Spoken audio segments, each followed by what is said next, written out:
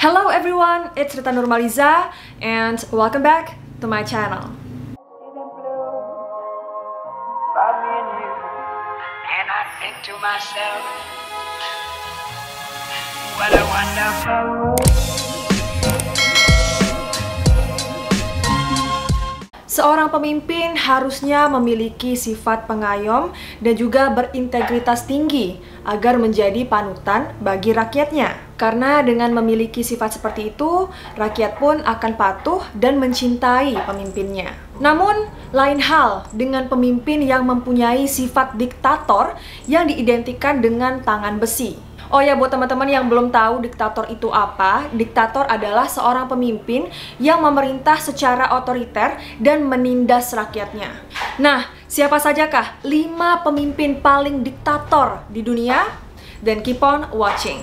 Oh ya, buat teman-teman yang baru di channel aku, selamat datang. Jangan lupa diklik tombol subscribe dan juga aktifkan notifikasinya.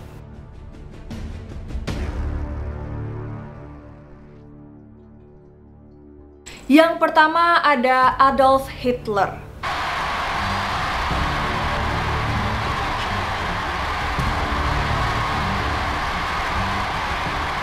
Kalian pasti nggak asing ya dengan Adolf Hitler. Siapa sih yang nggak tahu dia? Pria yang lahir pada 20 April 1889 di Braunau am Inn, Austria, Hungaria ini adalah seorang politisi Jerman dan ketua partai Nazi. Hitler dilantik sebagai kanselir Jerman pada tahun 1933. Setelah dilantik, ia segera menguatkan posisi-posisi penting di birokrasi, kehakiman, dan pemerintahan provinsi kepada anggota Nazi. Saat masa pemerintahannya, Hitler melarang semua partai politik selain Nazi dan segala aktivitas ekonomi, media, kebudayaan, semuanya dikontrol oleh Nazi. Selain itu, untuk memperkuat pengaruhnya, Hitler juga sangat handal dalam propaganda. Ia menggunakan pers dan radio sebagai alat propagandanya. Dan peristiwa yang paling melekat dengan Nazi yaitu peristiwa Holocaust. Berawal dari keinginan Hitler untuk menyatukan Eropa dan bahkan dunia dalam satu rumpun, ras, dan budaya dengan menghancurkan etnis, bangsa, ras, dan budaya lain yang dianggap tidak berguna dan patut untuk dihilangkan. Oleh karena itu, menurut George Sanford dan Gerard L. Weinberg dalam bukunya Adolf Hitler and Holocaust tahun 2007, ia mengatakan bahwa untuk mewujudkan cita-cita Adolf Hitler, muncullah peristiwa Holocaust, yaitu pembantaian umat manusia secara sistematis. Holocaust adalah pembantaian sistematis terhadap 6 juta orang Yahudi oleh Nazi. Holocaust berasal dari bahasa Yunani yang artinya adalah pengorbanan dengan api. Selama ratusan tahun, kata Holocaust digunakan dalam bahasa Inggris untuk merujuk kepada suatu peristiwa pembantaian besar. Namun sejak tahun 1960-an, istilah ini mulai digunakan oleh para pakar dan penulis untuk menggambarkan genosida terhadap umat Yahudi. Selain orang-orang Yahudi, selama era Holocaust, pihak berwenang Jerman menargetkan kelompok lain, seperti bangsa Rom atau Gypsy, orang-orang cacat, tahanan perang Soviet, dan orang kulit hitam. Dan mereka ini juga mendapat penganiayaan dengan alasan politik dan ideologis, di antaranya komunis, sosialis, dan homoseksual. Genosida yang terjadi di era Nazi disebut sistematis karena mereka ini dibunuh secara bertahap. Kamp konsentrasi juga didirikan untuk menampung para tahanan yang diharuskan kerja paksa hingga mereka mati akibat kelelahan atau meninggal karena sakit. Yang kedua ada Joseph Stalin.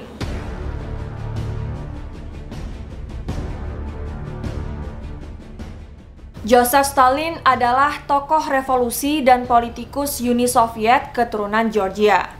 Ia lahir pada 18 Desember 1878 di Gori, Tiflis, Rusia. Joseph adalah pemimpin negara Uni Soviet pada tahun 1920 sampai 1953. Ia juga menjadi sekretaris jenderal Partai Komunis Uni Soviet pada tahun 1922 sampai 1952. Joseph Stalin dikenal akan kediktatorannya. Bahkan, dia juga disebut manusia baja atau steel man. Pada masa kekuasaannya, Joseph melakukan kampanye teror politik secara besar-besaran.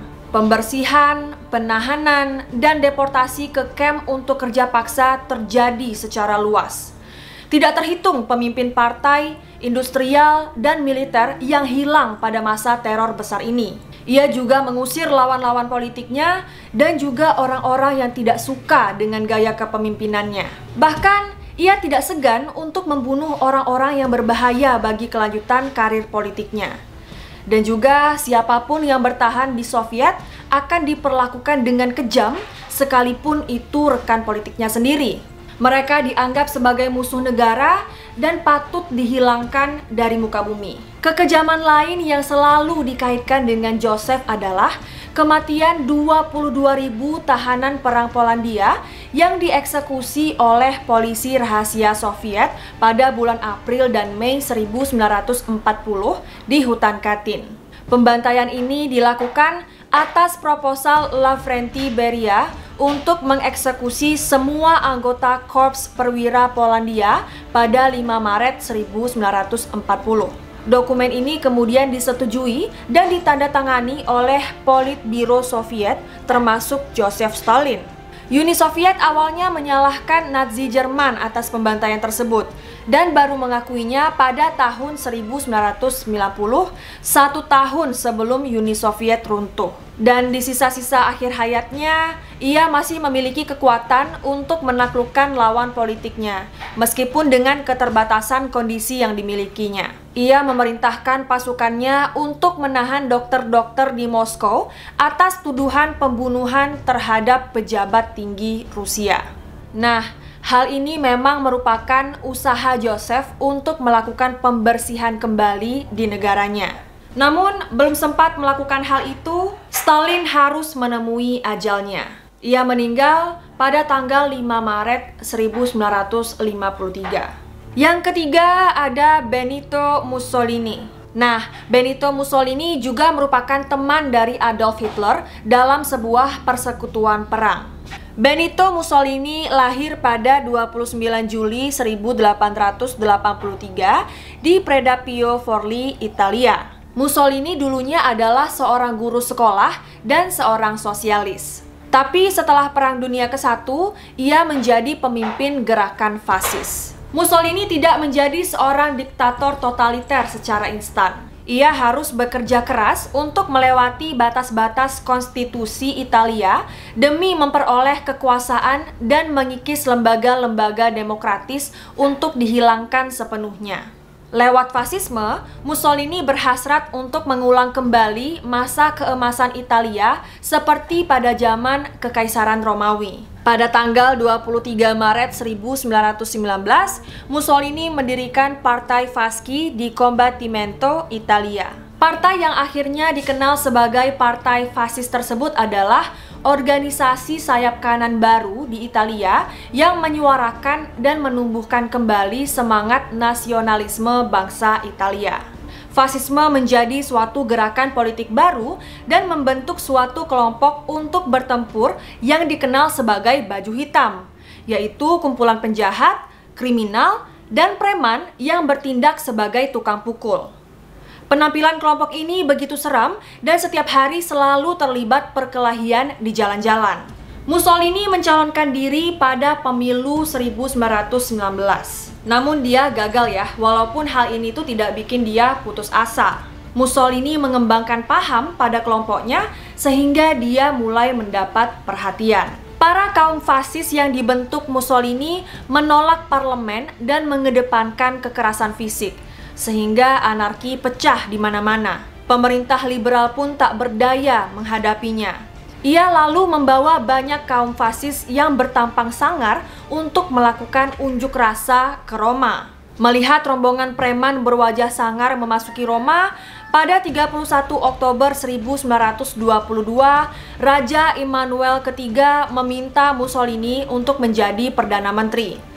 Karena Mussolini lah yang memimpin kaum fasis dalam melakukan unjuk rasa besar-besaran di kota Roma. Setelah dilantik menjadi Perdana Menteri, Mussolini membangun kerjasama dengan parlemen Italia dan membentuk kabinet fasis yang beranggotakan 3 orang. Setelah memegang jabatan, Mussolini berubah menjadi seorang diktator di Italia dan mendapat dukungan oleh organisasi kepolisian yang brutal yang menghalalkan segala cara demi melanggengkan kekuasaan Mussolini. Pada Januari 1925, Mussolini mendeklarasikan dirinya sebagai Il Duce atau pemimpin setelah ia secara resmi memproklamasikan Italia sebagai negara fasis. Gebrakan pertamanya setelah memegang kekuasaan adalah menyerang Ethiopia dengan merujuk pada pandangan rasis Charles Robert Darwin. Mussolini berkata bahwa Ethiopia adalah bangsa kelas rendah karena mereka termasuk orang-orang yang berkulit hitam. Ia menganggap bahwa Italia adalah ras unggul, karena itu sudah merupakan alamiah dari evolusi. Bahkan ia bersikeras bahwa bangsa-bangsa yang berevolusi melalui peperangan adalah bangsa yang unggul. Sehingga Italia pada waktu itu adalah salah satu bangsa yang ditakuti sepak terjangnya dalam pemerintahan. Dan nggak hanya kekejaman dalam dunia pemerintahan, Mussolini juga mengancam tim sepak bola negaranya untuk menang pada Piala 1938. Tim sepak bola tersebut diancam menang atau akan dihukum mati oleh Mussolini. Hal ini dilakukan oleh Mussolini karena ia tidak mau melihat kegagalan dalam pertandingan sepak bola ataupun medan perang lainnya. Yang selanjutnya atau yang keempat ada Saddam Hussein. Diktator selanjutnya datang dari Timur Tengah ya. Dia adalah Saddam Hussein yang lahir pada 28 April 1937 di Al-Auja, Saladin, Irak. Saddam adalah presiden Irak dari 16 Juli 1979 hingga 9 April 2003. Sebelum menjadi presiden, Saddam adalah seorang anggota terkenal Partai Sosialis Arab Ba'ath yang revolusioner dan bermarkas di Baghdad. Partai Ba'ath Irak yang menganut Ba'athisme adalah campuran nasionalisme dan sosialisme Arab. Saddam memainkan peran tersebut dalam kudeta pada tahun 1968 yang membawa partai tersebut menjadi partai yang paling berkuasa di Irak. Sebagai seorang presiden, Saddam menciptakan pemerintahan yang otoriter dan dia juga melakukan pertahanan demi kekuasaannya melalui Perang Iran-Irak dan Perang Teluk tahun 1991.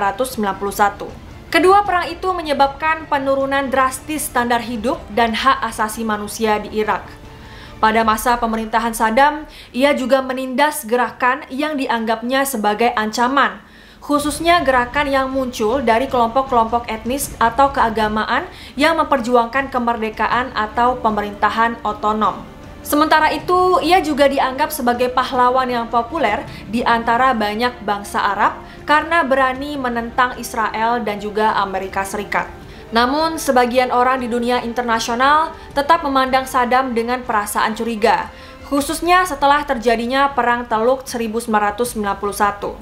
Tak hanya itu, Saddam juga sangat membenci etnis Kurdi. Selama masa pemerintahannya, sejak tahun 1979 hingga 2003, tercatat sampai 300.000 warga Kurdi tewas di tangan para pengikut setia Saddam.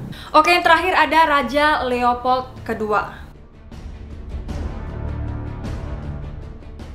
Nah, nggak banyak yang tahu ya bahwa Raja Leopold II juga termasuk sebagai salah seorang pemimpin paling diktator di dunia. Raja Leopold II lahir pada tanggal 9 April 1835 di Brussels. Ia adalah anak dari Raja Leopold I dan ia mewarisi kekuasaan ayahnya pada tahun 1865. Di masa pemerintahannya, Belgia sebenarnya udah aman sentosa ya. Namun hal tersebut sayangnya tidak membuat Leopold II merasa puas. Ia masih saja berambisi untuk menjajah negara lain demi pamor dan juga kekayaan. Hingga akhirnya Leopold II berhasil menjajah negara Kongo. Di mata dunia, Leopold II dianggap tidak menjajah karena ia menggembor-gemborkan semacam program fiktif yang melabelkan kesejahteraan. Namun pada kenyataannya, Kongo justru mengalami nasib yang benar-benar buruk. Leopold mengeksploitasi negara Kongo baik di sisi manusia maupun sumber daya alamnya. Leopold kedua juga membuat negara Kongo yang damai sejahtera menjadi negara yang berisikan budak-budak.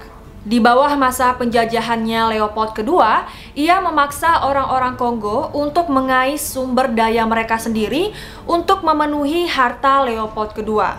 Tak hanya itu, kekejaman terhadap orang-orang Kongo melalui para prajurit Leopold kedua juga sangat mengerikan. Leopold kedua dengan senangnya membantai dan memutilasi orang-orang Kongo yang tidak mau bekerja sama dengannya. Hingga akhirnya ada sekitar 10 juta orang Kongo yang tewas pada masa penjajahan Belgia.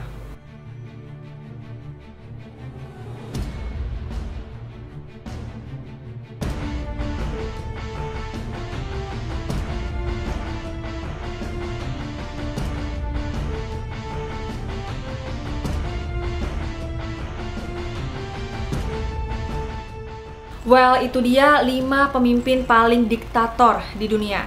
Sebenarnya ada banyak ya, tapi aku mau bahas yang 5 ini dulu. Kalau kalian tertarik untuk aku bikin part 2-nya, silahkan komen aja di bawah atau DM aku di Instagram @rita.nurmaliza atau Rita Nurmaliza Official. Karena aku yakin banget pasti kalian juga pengen aku bahas tentang diktator legendaris, siapa lagi kalau bukan Kim Jong-un dan Kim Jong-il. But anyway, kalau kalian mau part 2-nya yang itu, silahkan komen aja di bawah. Anyway, thank you so much for watching. Semoga video ini bermanfaat dan juga bisa menemani waktu kalian berpuasa di rumah. Kalau kalian suka video ini, make sure untuk like, share, comment, subscribe, and turn on post notifications supaya kalau aku upload video baru, kalian tidak ketinggalan. Thank you so much for watching. I love you all and I'll see you in my next video. Bye!